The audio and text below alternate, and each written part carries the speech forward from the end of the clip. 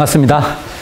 자, 오늘 제가 말씀드리려는 그 코스는 경성역길 코스입니다.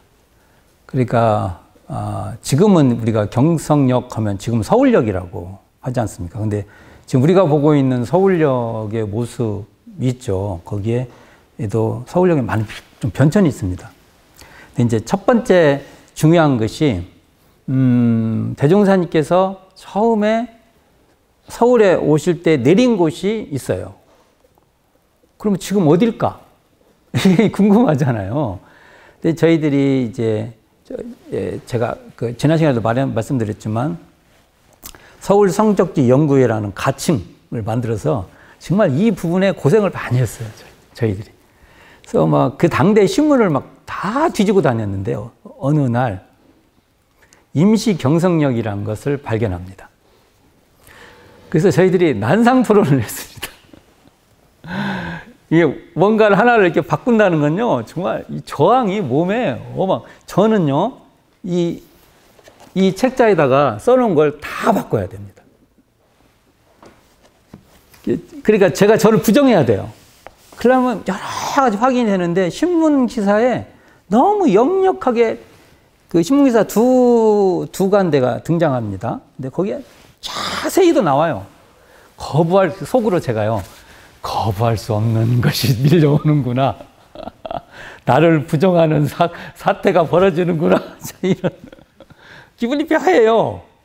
그러나 분명한 것은 역사적 사실은요, 사실이 확인되면요, 주저없이 바꿔야 됩니다.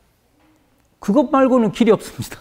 자, 그 얘기를 좀 해봅니다. 대운사님께서 익산, 그러니까 3월 30일이죠. 1924년, 원기 9년 3월 30일, 음력 2월 25일 날 그때 이리역이 간이역이에요. 작은 거. 우리 옛날 사진 보면 뭐 건물 한 채 있고 이렇게 있잖아요. 저희 어릴 때만 해도 간이역을 하도 많이 해서 저는 이게 이제 친근해요. 간이역이 엄청 친근해요. 근데 간이역에서 타시고 이렇게 서울까지 오시는데 그때 이제 칙칙폭폭이잖아요. 그러니까 지금 버스같이 온갖 데 다 쓰잖아요. 다 쓰고는 이놈의 속도 좀 낼만 하면 쉬고 낼만 하면 쉬고 뭐 그런 거잖아요. 그러니까 한 12시간 정도 걸렸던 것 같아요. 그러면 아침 일찍 출발해도 아마 6, 7시에 지금 경성 여기 도착하는데 한강철교를 이렇게 넘어오지 않습니까? 한강철교 넘어올 때 대종사님 무슨 생각하셨을까? 항상 그런 상상을 해봅니다. 대종사님. 저는 한마디로 말합니다. 물질개벽 시대에 정신개벽을 어떻게 필까? 그 교법을, 정신개벽에 부합되는 교법을 어떻게 서울에서 확인해보고 어떻게 하는 게 더 좋을 것인가. 그리고 광대하고 원만한 종교의 길로 들어서는데 이 물질 문명에 바탕한 거죠. 기반.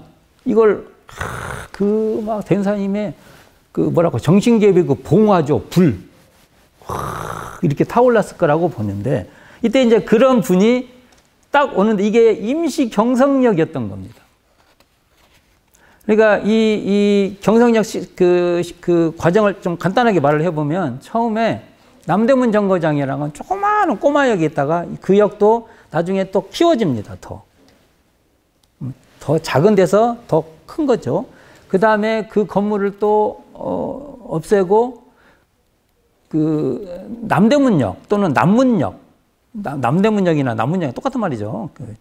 그렇게 또 한 번 또 세워지고 이 건물을 이제 부수고 경성역을 질 계획을 하는데 이제 그 역 운영을 해야 될 거 아니에요. 그러니까 지금 세워진 경성역 쪽에 보는 쪽에서 왼쪽 지금의 서울역, 지금 서울역 그 보면은 사람들이 거기 나오잖아요. 그 일대에 임시 경성역을 세웠던 겁니다. 그래서 저는 이렇게 말합니다. 지금 서울역 지금 이 과정은 요 과정은 원강지에 이제 한 두어 차례 자세히 밝힐 거예요. 근데 그래서 저는 이렇게 말합니다. 3월 30일 대종사님께서 서울에 첫 발을 딛고 내려오신 것을 우리는 그 서울역, 지금 서울역, 지금 그 위치니까 거기서 박수로 환영하는 대종사님 환영대회를 열어야 된다. 특히 3월 30일 날은 원불교 족구장님이야 지구장님 다 모여서 대종사님 좀 닮으신 분, 이런 것도 해봐요. 제가 고민해봐요. 대종사님 컨텐츠, 서울에 오신 대종사님과 가장 닮은 컨테스트, 대회도 여는 거예요. 몇 분이 대종사님 닮은. 우리는 박수로 환영을 하고, 대종사님 꿈을 논의하고, 약간 유아틱한, 좀 재밌게 냈지만, 저는 그것도 필요하다고 봅니다. 또, 11월 3일, 도남동 해관 낙성일을 서울의 기념일로 삼아야 한다. 두 날은 반드시 삼아야 한다. 그래서 이 임시 경성역에서 대종사님께서 두 번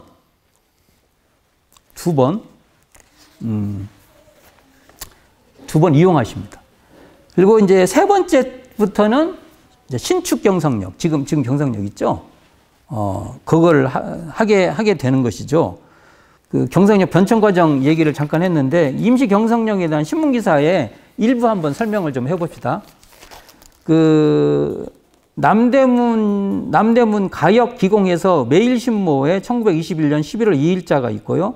동아일보에 1921년 11월 2일자 같은 날이죠. 동아일보는 제목이 남대문 개축공사인데 이 내용에 보면 이렇게 나와요. 자, 그같이 역사하는 동안에 사무를 집행해야 할 남문 가역은 총 평수 614평 목조, 이게 나무를 졌던 거죠. 목조로 하여 목하, 이게 지금 바로 매립 중인 구경원선 승장, 이게 타고 내리는 곳 부근에 기랴정 정류장과 거의 정면을 하여 건설하였던 바. 그래서 기랴정 정류장, 전차 정류장이 등장. 이거 찾느라고 힘들었습니다. 기랴정 정류장. 또 여기 또 어떻게 나오냐면 이렇게 나옵니다. 공사 중 역무를 행하는 역가, 그러니까 그 임시역이죠. 본옥 임시 역사는 총 평수가 664평, 목조 양철, 그러니까 그 건물이 목조인데 양철 지붕을 씌웠다는 거죠. 그리고 평옥건, 그러니까 이것은 단층 건물이라는 소리입니다. 목화 매립 중에 지금 바로 매립 중인 구경원성 승장 부근의 기랴정 정류장과 태희는 가까이 그런 소리예요. 가까이 전혀 아주 가까이 이 정면하여 건설하였다. 그러니까 그러면 이 말은 뭐예요?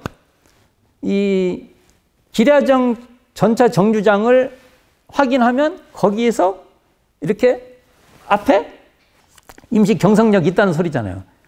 그래서 기랴정 정류장을 여러 가지를 통해서 찾았습니다. 임시 정류장. 지금 그 자리가 여러 가지 확인을 해보니까 지금의 서울역 자리다. 서울역 자리, 우리 앞에 보면 이렇게 쭉 그 간판 걸려있고 그러잖아요. 여러 가지 지도를 봐도 마찬가지고 그렇게 됐다는 거죠. 그럼 우리는 서울역이 대종사님이 첫 발을 내리신 곳이니까 그곳에서 우리는 나에게 오시는 대종사님을 맞을 필요가 있다. 농담 반 진담 반 했지만 그러한 대종사님이 우리에게 오시는 것을 우리는 마음속으로 깊은 환영. 그래서 서울역에 가면은 대종사님이 내왕하셨잖아요. 그 대종사님 발자국과 나의 발자국을 겹쳐보는 감정도 가질 필요가 있고 그럴 필요가 있지 않나 라는 생각을 해보게 됩니다. 중요하죠. 그러니까 우리는 그것을 여러 가지 문화적으로도 잘 사용했으면 좋겠습니다. 그리고 나서 태평역 안에 머무는데 이제 머무는 걸로 나와 있잖아요. 그러니까 근데 이게 우리 교단의 기록에 두 개가 있습니다. 하나는 신의 태평역 안에 드셨다는 기록이 있습니다. 이것은 원불교 제1대 창립 유공인 역사의 이 박공성 편에 나와 있는데 신의 태평여관이라고 하나가 등장합니다. 또 하나는 이제 이건 구술 자료인데 그 박용덕 교무가 선진열전에서 구수산 73바다라는 책에서 삼타원님 삼타원 최도화 편에 이 그 구술돼 있어요. 이게 그래서 역전 앞에 있는 태평여관. 근데 여기 한번 보면은 이런 말이 나와요. 태평여관 안주인이 손님을 맞이하려고 문 앞에 섰는데 큰 불덩이가 둥글둥글 둥글려 오고 있었다. 이게 나와요. 저는 이 큰 불덩어리를요, 정신개벽의 대각자의 불이라고 봅니다. 형상적인 불로만 보지 말고 그 위험이 있으니까 대각자의, 대각자는 우리가 함부로 너무 지레짐작해서도 안 되고 그러지만 그렇게 보면 어쩔까? 나는 이 태평여관이라고 추정되는 곳에서 대종사님을 나에게 오시는 대종사님이 그렇게 정신개벽의 대각의 불로 나에게 오시고 있는지 한번 실험도 가서 한번 해보시라.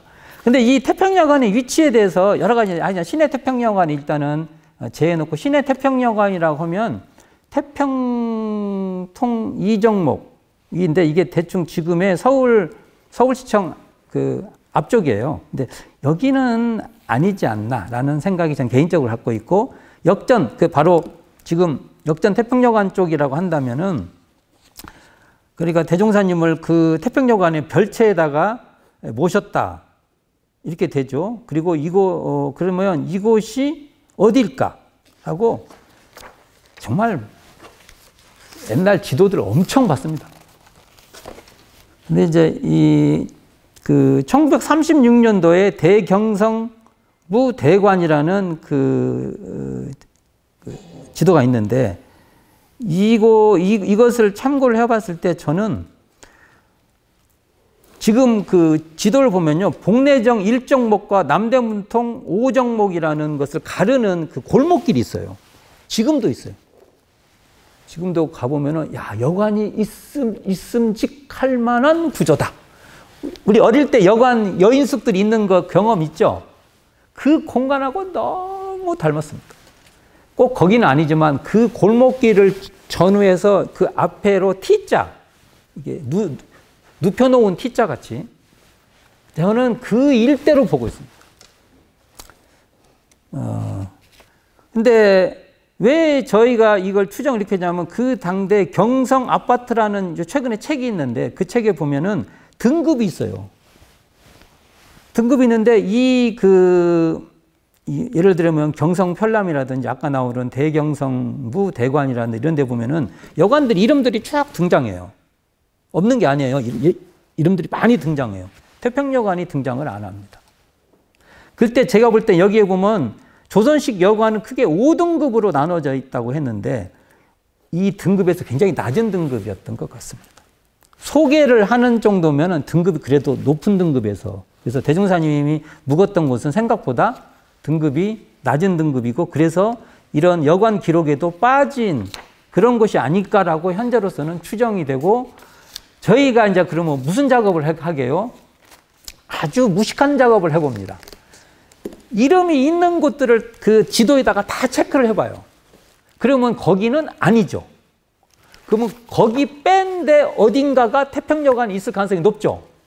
그랬을 때 제가 아까 말한 대로 그 공간 정도에 있을 가능성이 높다. 라고 해서 태평여관은 딱 여기입니다 하고 지목하기는 어려우나, 그래도 대일대 공간은 설명할 수 있다. 그것이 바로 아까도 말했죠. 복내정 1정목과 남대문통 5정목을 나누는 옛날 그 골목. 처음엔 이게 이해가 안 됐어요. 왜 이렇게 꼬불꼬불하게 길을 나눴을까 봤더니, 처음에 행정구역을 나눌 때는 그 꼬불꼬불한 골목이 가장 큰 길이었죠.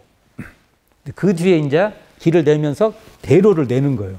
그러니까 동네 그 구분하고 관계없이 막 먼저 생겼으면 그 큰 길로 이렇게 나눴을 거예요. 그래서 그런 것을 보고 그 일대를 한번 추정해 가서 거기서 살펴보는 것도 중요하다. 대종사님이 머무신 곳이니까요.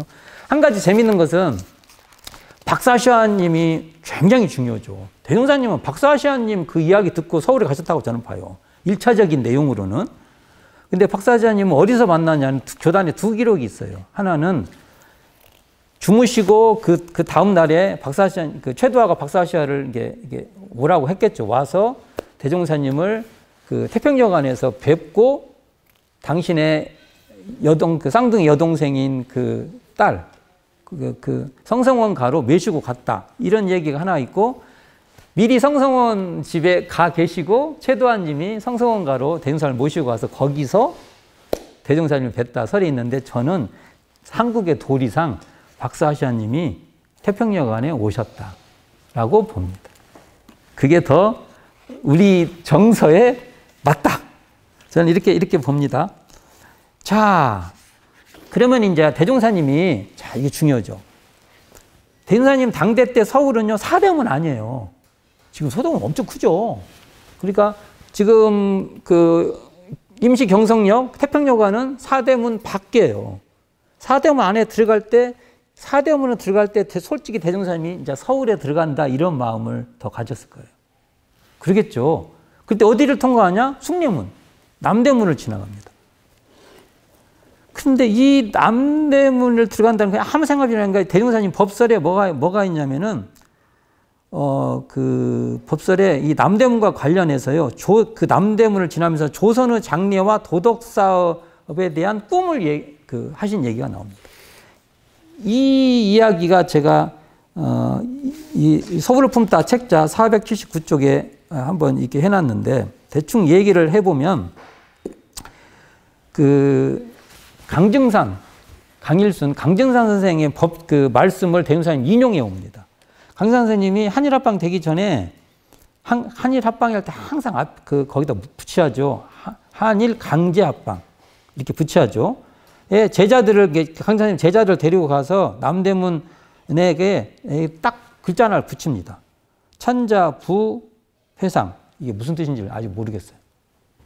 이걸 해놓고 그러니까 대종사님 이게 무슨 뜻이냐고 물어요. 이 제자들이 대답을 잘 못하죠. 그러니까 대종사님께서 이게 조선이 일본과 합방된다는 게 강제로 이제 우리가 나라를 잃게 된다는 그런 말이다. 그러면서 대종사님 그 뒤에 이제 법설을 붙여갑니다. 어떤 법설이냐? 이 세상은 요 아들, 요 임금, 옛날에 요순우탕 할 때 요 임금이 순임금한테 왕위를 넘기죠. 이게 혈통으로 넘어간 게 아니에요. 이게 굉장히 의미 있는 얘기잖아요. 그러면 혈통인 게 요 임금의 아들은 서운했겠어, 서운하지 않겠어요? 너한테 왕을 넘겨줘야지 왜 다른 사람한테 왕을 넘겨줘. 그러니까 여기에 불만을 가졌다는 거예요. 그래서 요 아들이 단주인데 단주가 원한을 품은 거예요. 그래서 그것을 해원하는 때이다 이렇게 말을 하면서 요 임금이 단주의 자격을 보시고 또 순의 자격도 이렇게 비교해서 봤을 거 아니에요. 보시고 자격에 따라서 자격이 통치, 정치의 능력은 순이 이렇게 다스리는 능력이 더 나서 그러니까 순임금에게 치권, 다스릴 권한을 넘기고 단주에게는 너는 신선의 바둑판을 줬다는 거예요. 신선의 바둑판은 뭐냐면은 이게 바로 신선이 뭐예요? 여유도 있고 그게 어떤 그 종교적인 상징이에요. 이렇게 도덕사업 이런 상징인데 그래서 단주가 그 깊은 뜻을 모르고 나한테 왕권을 안 줘? 원한을 품었다는 겁니다. 이 이야기가. 참으로 알고 보면 단주에게는 요 임금의 아들이죠. 시방세계 전체를 다 주고 그러니까 도덕사업에 권한을 줬는데 순에게는 일국의 한 나라의 치권만 줬다는 것이죠. 그리고 일 많은 걸 줬어요. 일이 너무 많아.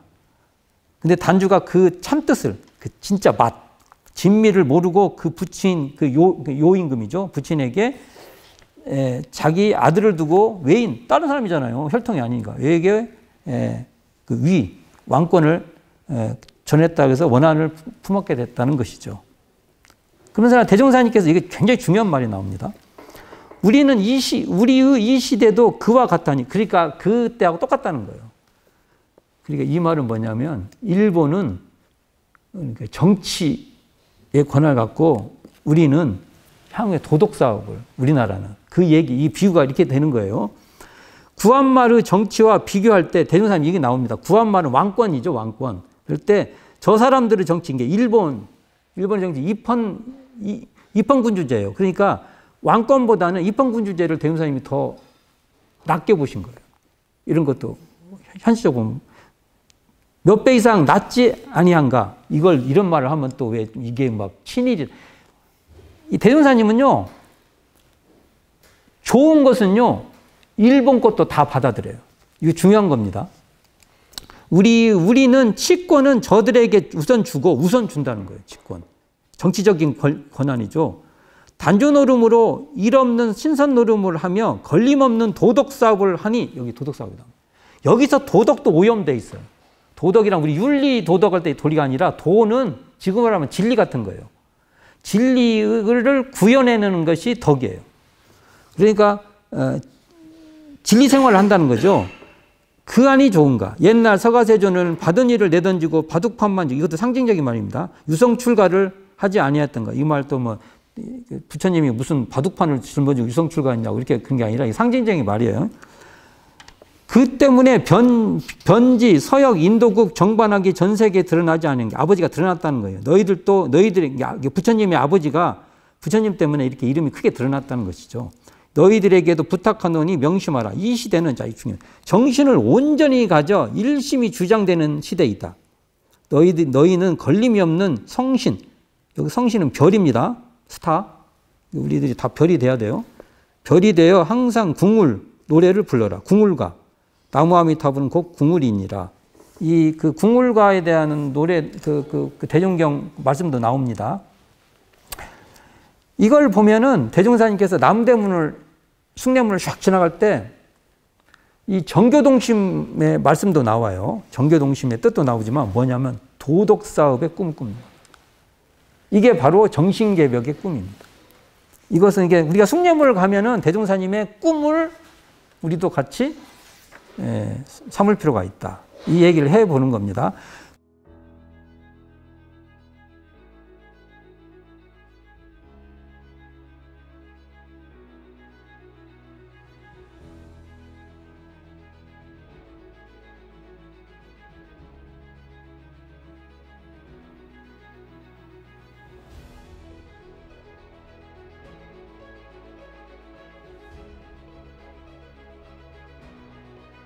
그리고 이제 우리 그 임시경성 옆에 경성역 있죠? 이 경성역은요, 정말 중요합니다. 그러니까 서울교화의 관문이죠. 이게 1, 2차 그 상정시 말고는 이제 3차부터는 신축경성역에서 내리시니까 여기를 대종사님께서 무수히 내왕을 하시니까 교화의 관문이었던 겁니다. 근데 이제 경성역을 가보면, 일단은 볼 것이 대종사님, 조선 사람들은 3등석 타야 돼요. 옛날에 그 3등석이 저희만 해도 그 역을 썼거든요. 지금 경성역, 지금 문화역이죠.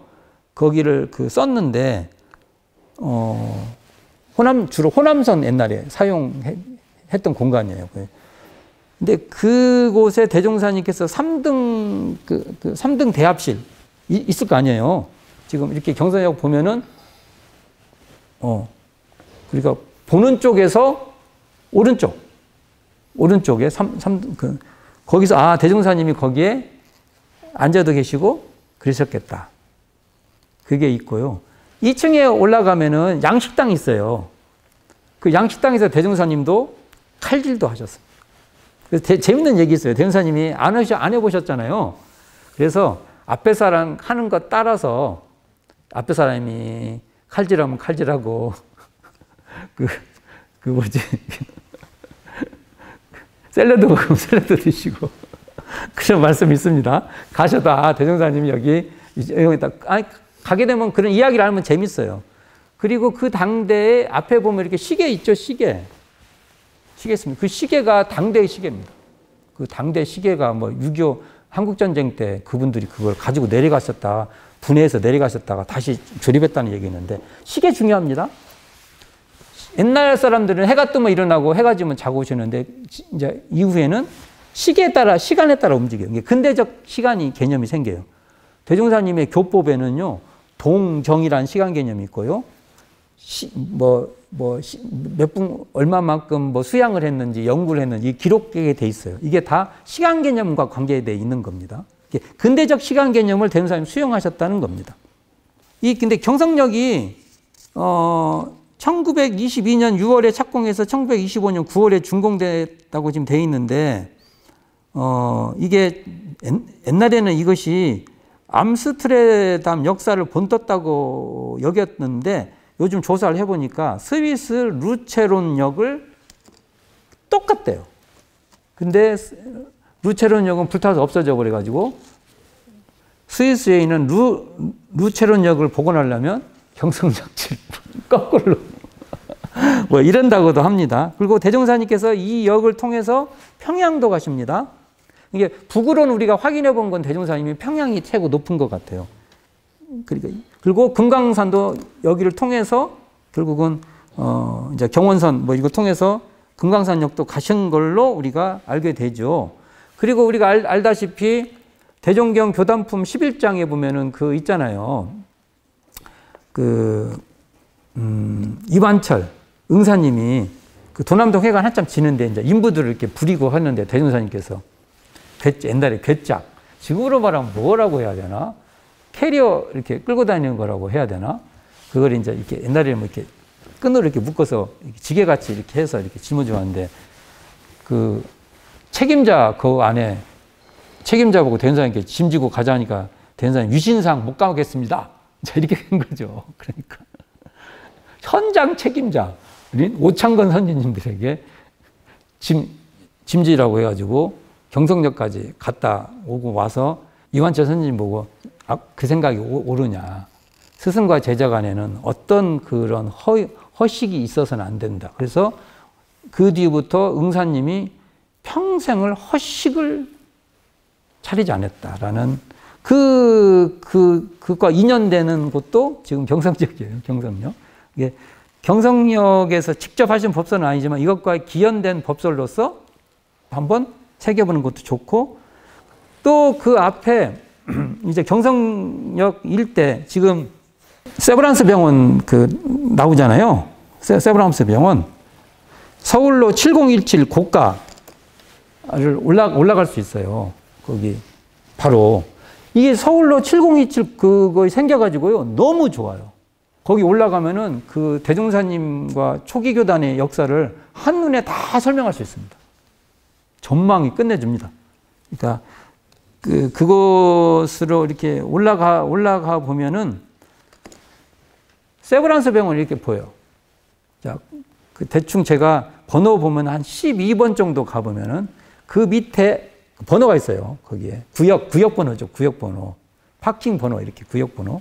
12번 정도 가보면 그 12번이 맞을 거예요. 12번. 그 정도 가보면 그 아래가 바로 전제동포 구호 사업을 했던 그 곳이에요. 그 아래가 적산가오. 예. 이 있어요. 마사문의 상회라고 그 3층 건물이었는데 대충 그 공간이에요. 지난 시간에도 말했지만 전제동포 구호 사업과 주산 송도선 성지는 너무 중요하죠.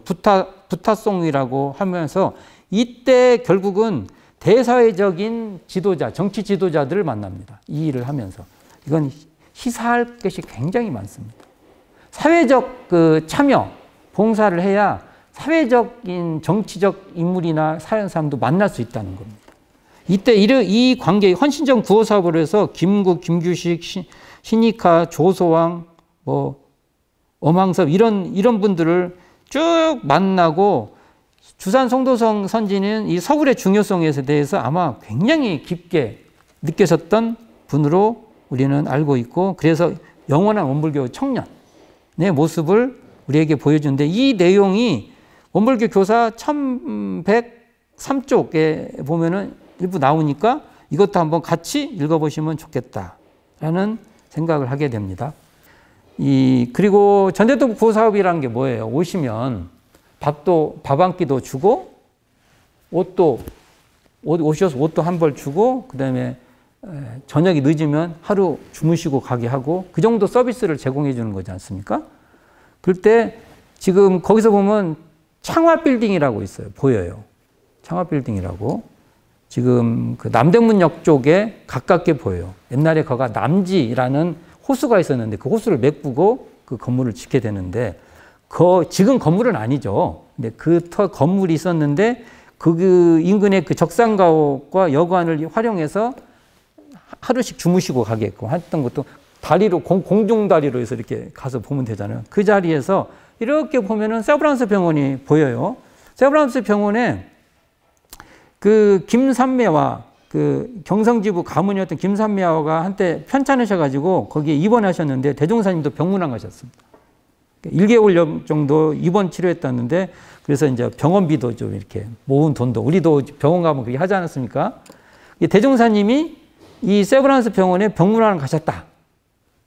그리고 이곳에서 그 아까 박사시화님 쌍둥이 그 동생인 박공명선 씨가 입원해서 결국은 열반하셨던 열반지이기도 하고 김영신 님이 얼굴 그때 다치셨다고 하잖아요. 이게 수술을 했던 곳도 이곳이다. 그래서 이런 이야기가 있는 곳이니까 그래서 딱 보여요. 옛날에는 그 안에 들어가서 그 옛날 건물 그 모형도 있고 그래서 근데 옛날에 이렇게 뭐 내가 이렇게 설명을 하면은 괜찮았는데 지금은 떠들면 떠들지 못하게 합니다. 그러니까 바깥에서 설명하고 안에 들어가서 눈으로만 보고 나오시고 이렇게 해볼 수도 있고 지금 그 서울로 7017 그 고가에서 보면은 다 보고 설명할 수 있어요. 임시 경성역도 서울역도 보고 설명할 수도 있고 경정역도 볼 수도 있고 태평여관 자리도 여기입니다 하고 말할 수도 있고 다 할 수 있어요. 그래서 시간이 없으면 먼저 그 위로 올라가서 전망해서 싹 설명해도 괜찮다. 또 조금 옮기면은 숭례문도 보여요. 그런 곳이니까 잘 이용했으면 좋겠다. 겸했습니다. 이게 교통편이잖아요, 다. 교통편은 대종사님께서 옛날같이 걸어 다니지 않고, 뭔가 이렇게 근대문물로 나오는, 예를 들면 열차, 뭐 그런 거잖아요. 지금 주로 열차 문제잖아요. 열차는 엄청 중요합니다. 옛날 사람 생각하면 이 쇳덩이가 뭐, 그것도 뭐, 어마어마한 이게, 그러니까 다른 동력을 빼서 그 기계적 장치에 의해서 움직이는 거잖아요. 이건 문명의 전환이죠. 지금 우리는 너무 당연하게 생각하는 것인데, 그런데 이제 열차가 아니라 하늘을 날아다니는 거잖아요. 이건 정말 까무라칠 일이에요. 난 지금도 어느 날 생각하면 어떻게 저게 다 알지? 쇠붙이가? 과학적으로 양력해서 이렇게 날아간다 하지만 그건 우리가 배운 거고 참 신기한 거죠. 근데 이제 이 비행기를 그러면 제자들이 대종사님을 한번 메시고 가고 싶은 마음이 있겠어요? 없겠어요? 있죠. 당연히. 그래서 한번 시도를 합니다. 그게 원기 21년 여름에 그러니까 1936년이죠. 임칠보와 부산에서 임칠보와가 남부민 지부장이었던 박허조와 같이 울산 비행장으로 가서 대종사님을 비행기 탑승을 하시려고 했는데 가는 날이 장날이라고 그날이 쉬는 날입니다. 우리 교무님들이 단회한다고 월요일 날 많이 하는데 월요일 날 어디 가면은 쉬어요. 월요일 날 많이 쉬어요. 관공서가. 그러잖아요. 일요일 날 해야 되니까. 그런 식이 된 거죠. 그러다가 이제 원기 27년 1940년 대종사님이 열반하시 1년 전에 5월경에 박창기 선진이 대종사님을 여의도 비행장에 모셔서 이렇게 오는데 이때 여의도 그것이 우편 같은 경우도 나르고 처음에는 이게 경성에서 2리 그러니까 1위까지 운행을 했다가 나중에는 이게 광주까지 이어지는 그 노선이 더 이제 길어지죠. 이 과정이 있습니다. 근데 이때 대종사님이 하신 그 법설, 굉장히 중요한 법설이 있습니다. 이게 지금 대종경에 안 올라가 있는데 이 법설, 이걸 이제 비행기 경험을 대종사님이 익산총부에서 설법을 하세요. 무서우셨나 봐요. 근데 이게 속구리 같이 바로 옆이가 보이니까 우리도 비행기 타면 옆에 타면은 처음 좀 무서울 때 있어요. 그러잖아요. 창문에 탈면 뿡 올라가지 않습니까? 그게 그때 이제 대종사님이 심고에 대한 얘기가 있습니다. 그래서 거기에 사흔전에 딱 심고고 내가 죽어도 여한 뭐 이렇게 원망하지 않겠다고 하고 뭐 그런 과정에 법설들이 쭉 등장하는데 이게 우리 현재 정전에 보면 결정될 심고가 있어요. 우리 심고와 기도장에 보면 결정될 심고가 나오거든요. 이것의 실제를 대종사님께서 보여주신 겁니다.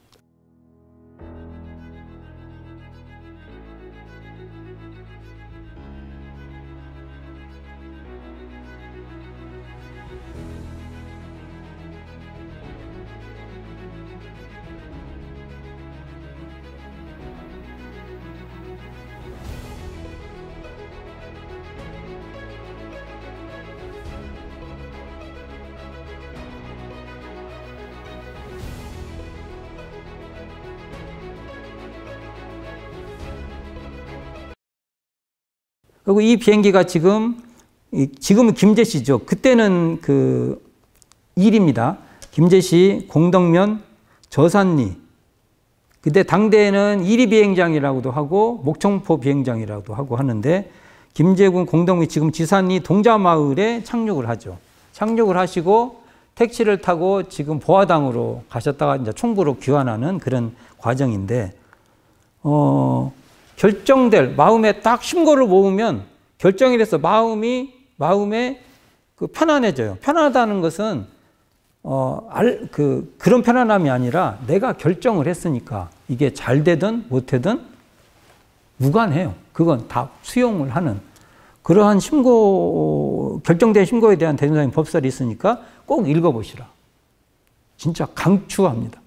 한번 읽어보시기를 바라고, 이왕에 얘기가 나왔으니까 그 철도도 물질 문명이죠. 비행기도 물질 문명이잖아요. 전에 경복궁에서 조선 박람회 때 그 참고관에서 기계로 움직이는 거짓 사람 그 얘기를 했는데 그때 로봇 얘기가 나와요. 로봇. 근데 그러니까 기계 인간이 로봇이잖아요. 인조인간. 그래서 인조인간의 이 얘기가 쭉 진행이 되죠. 우리가 그 당대에도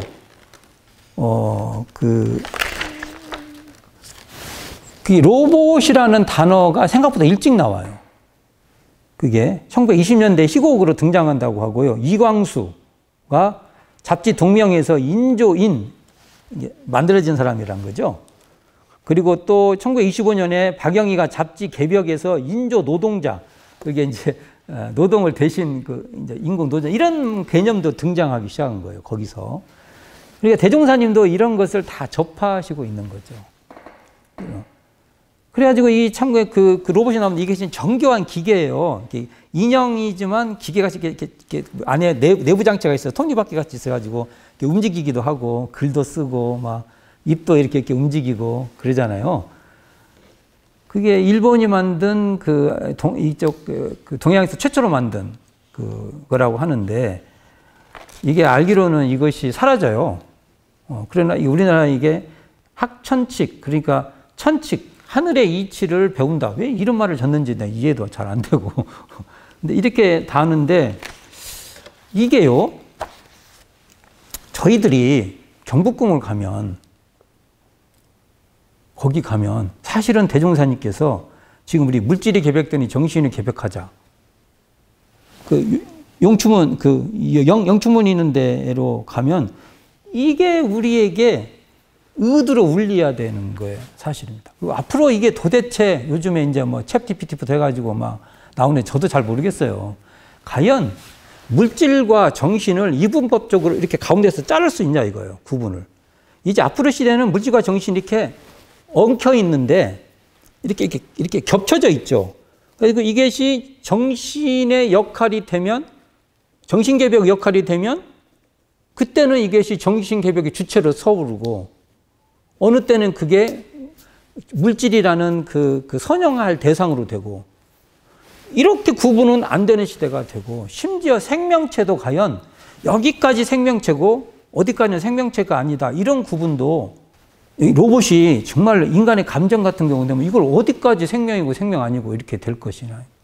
기존에 우리가 갖고 있는 그 가치관은 많이 바뀔 것이다. 그런 의미에서 더 정신개벽은 중요하다. 왜? 그런 사회일수록 더 훨씬 더 우리가 정신을 차려서 정신을 챙기고 정신을 차려서 살아야 될, 깨어 있어야 될 중요성이 훨씬 강조된 사회가 된다. 그래서 이 영추문 앞에 가면은 대종사님이 말씀하신 물질이 개벽되니 정신을 개벽하자는 그러한 의두가 더 울려되고, 그런 연장선에서 비행기, 열차, 이것도 대종사님께서 어떻게 이용하셨는가도 우리가 의도연마해 볼 필요가 있다. 여기까지 오늘 살펴보도록 하겠습니다. 감사합니다.